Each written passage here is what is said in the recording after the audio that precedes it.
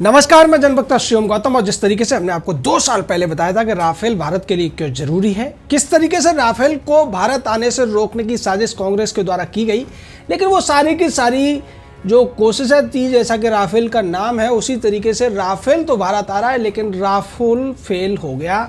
हमने आपको पहले ही बताया था कि राफेल के आगे राहुल फेल है और वही हुआ। आज 5 विमानों ने फ्रांस की अपनी जो जगह उनकी फैक्ट्री है वहाँ से भारत के लिए उड़ान भर ली है। 7000 से ज़्यादा किलोमीटर का दायरा पूरा करके ये भारत में 29 जुलाई को लैंडिंग करेंगे। उससे बीच में ये एक दिन के लिए अबू धाबी के बेस पर रुकेंगे, जो कि फ्रेंच एयरफोर्स का बेस है। और वहाँ से रुकने के बाद ये हवा में ही फ्यूलिंग इनकी होगी और उसके बाद भारत के अंबाला एयरबेस पर ये गोल्डन एरो नाम की जो 17वीं स्क्वाड्रन है उसका हिस्सा बनेंगे।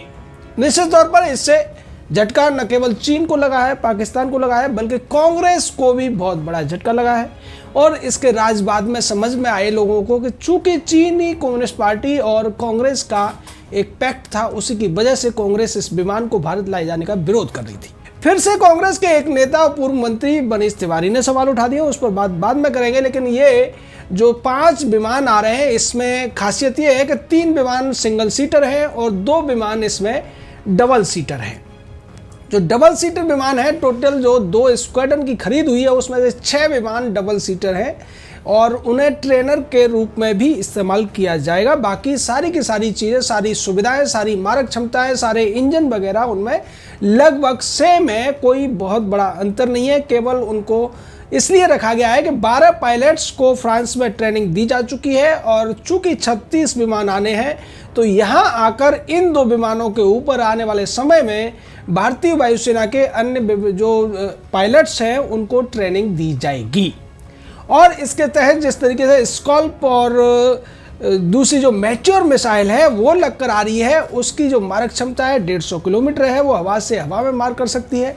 उसके अलावा इसका जो रेडार सिस्टम है स्टील्थ टेक्नोलॉजी है और 4थी जनरेशन का इसको मल्टी रोल फाइटर एयरक्राफ्ट बोला जा रहा है। और उसकी खासियत ये है कि ये 4थी पीढ़ी का होने की वजह से इसमें 5वीं पीढ़ी के भी कई सारे जो अपलिफ्टमेंट किए गए हैं और भारत के लिए स्पेसिफिक तरीके से जो चीज़ें इसमें लगाई गई हैं, इसको आप समझ सकते हैं कि इसका जो रडार सिस्टम है, बाकी जो रडार से रिलेटेड जो टेक्नोलॉजी है उसी की कीमत करीब 30% है, जो कि एक विमान की कीमत है। यानी कि 1600 करोड़ रुपए का जो एक विमान है उसमें 500 से लेकर 600 करोड़ रुपए का तो उसमें रडार और वो टेक्नोलॉजी लगी हुई है जो इस बात का निर्णय करेगी कि ये अपने किसी भी जो 100 किलोमीटर की दूरी पे भी कोई अगर आसपास कोई मिसाइल आ रही है, कोई रडार सिस्टम है, उसको ये आसानी से पहचान सकेगा और इसके जो इंफ्रारेड से लेकर तमाम जो टेक्नोलॉजी है उसके आधार पर ये उनको मार्क कर देगा और हवा से हवा में ही उसको गिरा देगा। उसके अलावा जो दुश्मनों के जैमर्स होते हैं, जो रडार सिस्टम को फेल करते हैं किसी भी विमान के, उनको भी ये धता बताने में कामयाब होगा। मेट्योर मिसाइल जो कि बहुत ज़्यादा घातक मिसाइल है और दुनिया के कम ही देश इसको इस्तेमाल कर पाते हैं, उससे लैस होने की वजह से भी इसकी कीमतें काफ़ी बड़ी थी। हमने आपको बहुत पहले बताया था कि अकेले मेट्योर मिसाइल की जो कीमत है वो 6000 करोड़ रुपये, यानी कि 56,000 करोड़ रुपये की जो टोटल डील थी उसमें से 6000 करोड़ रुपये तो मेट्योर मिसाइल के लिए थे। बाकी चीज़ें चूंकि वायुसेना ने मना किया था और ये कहा था कि हम सारी चीज़ें खोलकर नहीं बता सकते, लेकिन अब चूंकि ये विमान देश में आ रहा है और कांग्रेसियों के मुंह पर तमाचा लगाना जरूरी है, इसलिए यह भी बताना जरूरी है कि इसकी कीमतें क्यों बढ़ी थी। लेकिन अभी भी कुछ लोग हैं जो ये बात कर रहे हैं कि ये विमान जो 127 विमान खरीदे जाने से उसमें से केवल 36 विमान खरीदे गए और उनमें से भी केवल 5 विमान ही भारत क्यों आ रहे हैं, जबकि इनकी पूरी पार्टी का पूर्व अध्यक्ष और अधिकतम युवा राहुल गांधी को ज़्यादा जानकारी रक्षा मामलों की नहीं है। कांग्रेस जो डील करने वाली थी उसमें भी कम से कम 5 से 10 साल लगने थे टोटल विमानों को भारत आने में और उसमें केवल एक स्क्वाड्रन यानी 18 विमान तैयार शुदा मिलने वाले थे, बाकी के विमानों को भारत में तैयार होना था और जो डील की कीमत थी उसमें वो शामिल नहीं थी, जिसकी वजह से डील कैंसिल हुई थी। दूसरी बात, कांग्रेस के मनीष तिवारी कहते हैं कि हैमर जो मिसाइल है जिसकी मारक क्षमता 60 से 70 किलोमीटर है, उसको क्यों नहीं लगवा कर आप ला रहे। मनीष तिवारी को शायद पता नहीं है कि इस विमान के अंदर जो पहले से ही मीटियोर का सौदा हो चुका है, जो लग रही है स्कैल्प मिसाइल जो 300 से 500 किलोमीटर की मारक क्षमता रखती है, वो हैमर से ज़्यादा खतरनाक है। और हैमर के लिए भारतीय वायुसेना ने फ्रांस सरकार को कहा और उन्होंने इसको इमरजेंसी ऑर्डर के तौर पर स्वीकार भी कर लिया। और आने वाले दिनों में जब राफेल आएगा तो उसके लिए हैमर भी आएगी और इन विमानों में भी हैमर लग सकता है। इसकी कोई बहुत बड़ा मुद्दा नहीं है, चूंकि कांग्रेसियों को आधी अधूरी जानकारी होती है और वो कोई ना कोई मुद्दा ढूंढते हैं सवाल उठाने का, इसीलिए मनीष तिवारी ने इस तरीके के सवाल उठाए। मनीष तिवारी ने यह भी कहा कि इसमें स्पाइस टेक्नोलॉजी, स्पाइस बम क्यों नहीं लगवाए जा रहे, जबकि स्पाइस बम को भी ये आसानी से राफेल छोड़ सकता है, उसको स्पेशली कुछ डिजाइन कराने की जरूरत नहीं है। शायद ये बात मनीष तिवारी को और पूरी कांग्रेस को नहीं पता है। यही वजह है कि कांग्रेस ही हल्ला करते रहे, खासकर राहुल गांधी प्रधानमंत्री को चोर बताता रहा, यहां तक कहता रहा कि अनिल अंबानी की जेब में प्रधानमंत्री ने 40,000 करोड़, कभी 50,000 करोड़ रुपए जेब में डाल दिए हैं। और वो जेब आज तक भारत की 130 करोड़ जनता ढूंढती रही, लेकिन इतनी बड़ी जेब किसी आदमी की हो सकती है, वो जेब आज तक नहीं मिली, क्योंकि 35,000 करोड़ रुपए किसी जेब में नहीं आ सकते, वो बड़े कंटेनर में भी नहीं आ सकते। वो कितनी बड़ी मुद्रा होती है उसको समझना शायद राहुल गांधी के बस की बात नहीं है। उसके अलावा तमाम जो टेक्नोलॉजी से ये लैस है ये विमान, इसकी जो बेसिक कीमत थी वो भी हमने आपको बताई थी कि जो राफेल की खरीद का मामला मनमोहन सिंह के ज़माने में चल रहा था, तब मनमोहन सिंह इसको 10% ज़्यादा बढ़ी हुई कीमत पर खरीदने वाले थे और उस समय जो एक्सचेंज रेट था उसके हिसाब से वो कीमत करीब 20% ज़्यादा हो जाती है आज की डेट में।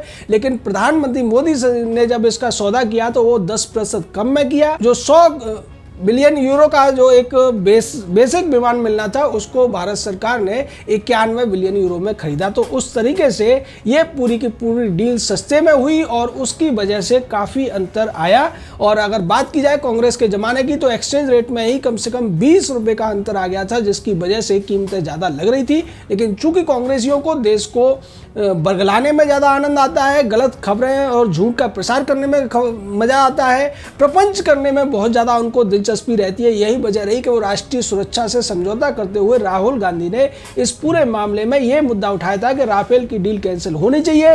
राफेल डील में बड़ा घोटाला हुआ है और इसको लेकर जब सीएजी ने भी बता दिया था कि ऐसा कुछ नहीं हुआ, तब भी नहीं मांगे। सुप्रीम कोर्ट में याचिका लगाई गई, सुप्रीम कोर्ट ने कह दिया कि इसमें कुछ भी गलत नहीं हुआ है और जो जानकारी पब्लिक डोमेन में है उतनी ही काफ़ी है, क्योंकि हम राष्ट्रीय सुरक्षा के साथ समझौता नहीं कर सकते हैं। तो तब उन्होंने सुप्रीम कोर्ट पर सवाल उठाए थे। उस समय के जो तत्कालीन वायुसेना अध्यक्ष थे BS धनोवा, उन्होंने इस पूरी डील को बहुत ज़्यादा बेहतर बताया था। तो कांग्रेसियों ने यह कह दिया था कि वायुसेना अध्यक्ष भी बीजेपी के हाथों बिक चुके हैं। आज के जो वायुसेना अध्यक्ष है राकेश सिंह भदौरिया, ये उस समय उस डील के एग्जीक्यूटिव अधिकारी थे और इन्होंने ही उन विमानों को चेक किया था, उन्हें उड़ाया था, उसके बाद ओके दिया था और तब भारतीय विशेषज्ञों ने फिर से जांच की थी, जिसके बाद भारतीय वायुसेना इस बात पर तैयार हुई थी कि आज की डेट में अगर दुनिया में कोई भी विमान भारतीय सेना को वायुसेना को खरीदना चाहिए तो वो राफेल हो सकता है। और इसके साथ जो special technology, special India specific इसमें जो बदलाव किए गए हैं वो भी बहुत ज़्यादा बेहतर है। आज उसी का नतीजा है कि इस विमानों की जो पहली खेप थी वो भारत आने के लिए निकल चुकी है, जिसको लेकर तमाम अड़ंगे लगाने की कोशिश की गई और सभी संस्थाओं पर सवाल उठा दिए गए। यहाँ तक कह दिया गया कि वायुसेना बिक चुकी है, सेना के अधिकारी बिक चुके हैं, सुप्रीम कोर्ट बिक चुका है, सीएजी बिक चुके हैं, यानी कि अगर कुछ नहीं बिका था तो वो कांग्रेस थी। लेकिन बाद में पता चला कि कांग्रेस ही कम्युनिस्ट पार्टी ऑफ चाइना के हाथों बिक चुकी थी, जिसकी वजह से कांग्रेस नहीं चाहती थी कि इतना ज़्यादा खतरनाक और इतना ज़्यादा घातक सामरिक योद्धा भारत में आए और इसको उड़ाने के लिए भारतीय पायलट जाबाजी दिखाते हुए चीन के दांत खट्टे करें और पाकिस्तान की कमर को तोड़े। ये कांग्रेस कभी नहीं चाहती थी, इसीलिए इस डील को टलवाना चाहते थे।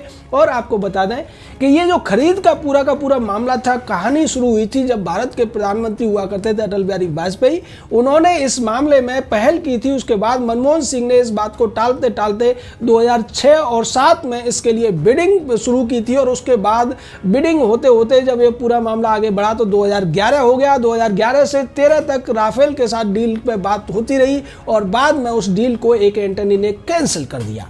वो एक एंटनी इसलिए कैंसिल किया था क्योंकि यूरो फाइटर की डील कराना चाहती थी कांग्रेस पार्टी और उसका परिवार, यानी सोनिया, राहुल और वाड्रा। यूरो फाइटर में वाड्रा का इंटरेस्ट था। वाड्रा की एक कंपनी थी जो यूरो फाइटर के लिए लॉबिंग कर रही थी और उसमें इनको बड़ी दलाली मिलने वाली थी, जिसकी वजह से इन्होंने इस राफेल की डील को कैंसिल कराया था। वायुसेना 2004-5 से मांग रही थी कि हमारे पास बेहतर क्वालिटी के चौथी और पांचवी पीढ़ी के फाइटर जेट होने चाहिए, लेकिन कांग्रेस उसको टालती रही और देश की सुरक्षाओं को वो दांव पर लगाती रही। उसके बाद जैसे ही प्रधानमंत्री के तौर पर नरेंद्र मोदी आए, उन्होंने सबसे पहले इस डील को फाइनलाइज किया। भारत के पक्ष में कई बदलाव किए गए और भारत को जो एक स्क्वाड्रन यानी 18 विमानों की खरीद की बात हो रही थी, दसौल्त को उन्होंने 2 स्क्वाड्रन के लिए इस पर राजी किया और उसके बाद जो बाकी के जो बचे हुए विमान हैं उनके लिए काफ़ी और आगे एडवांस में कई और कंपनियों से भी बात चल रही है। लेकिन चूंकि बहुत ज़्यादा बेहतर इमरजेंसी में ज़रूरत थी, इसलिए 36 विमानों का ऑर्डर दिया गया।